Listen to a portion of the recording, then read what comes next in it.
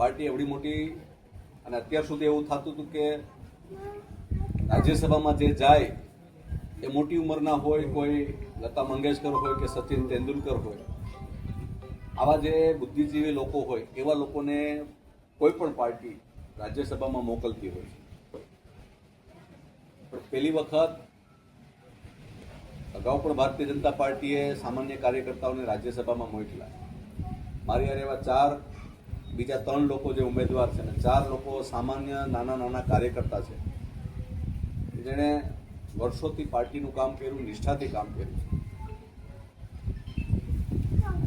એક પણ ચૂંટણીમાં આજે એટલા વર્ષ થઈ ગયા છે કે ક્યારેય કોઈ દિવસે ભારતીય જનતા પાર્ટીની વિરુદ્ધમાં મેં ક્યારેય કોઈથી કામ નથી કર્યું.